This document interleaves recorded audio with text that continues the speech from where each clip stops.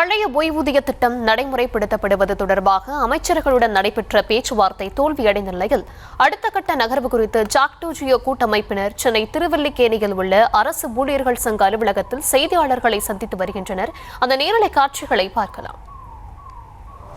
லட்சக்கணக்கான அரசு ஊழியர், ஆசிரியர்கள், அரசு பணியாளர்களை ஏமாற்றத்தை தந்திருக்கின்றது.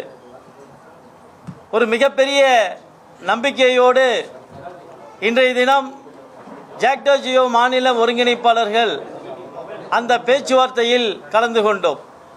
கடந்த 4.5 ஆண்டுகளாக தமிழ்நாடு அரசு எந்த விஷயத்தை பேசியதோ அதே விஷயத்தை திரும்ப திரும்ப எங்களோடு பேசியது மிகப்பெரிய வருத்தத்தை தந்திருக்கின்றது.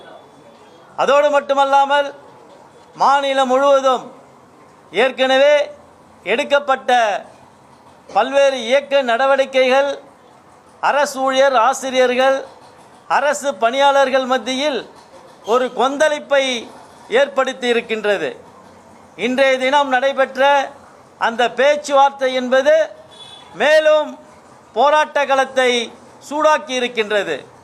ஆக வரக்கூடிய 6ஆம் தேதி ஜனவரி மாதம் நடைபெற இருக்கின்ற அந்த காலவரையற்ற வேலை நிறுத்தத்தை மிக சக்தியாக நடத்துவதற்கு இன்றைய தினம் தமிழ்நாடு அரசு மேற்கொண்ட பேச்சுவார்த்தை அமைந்திருக்கிறது என்ற விஷயத்தை பதிவு செய்கின்றேன். அதோடு மட்டுமல்லாமல் அந்த போராட்டத்தை சக்தியாக நடத்துவதற்காக வரக்கூடிய டிசம்பர் மாதம் 27ஆம் தேதி அனைத்து மாவட்ட தலைநகரங்களிலும் காலவரையற்ற வேலை நிறுத்த ஆயத்த மாநாட்டினை கருப்பு பேட்ஜ் அணிந்து சக்தியாக நடத்துவது என ஏற்கனவே எடுக்கப்பட்ட முடிவினை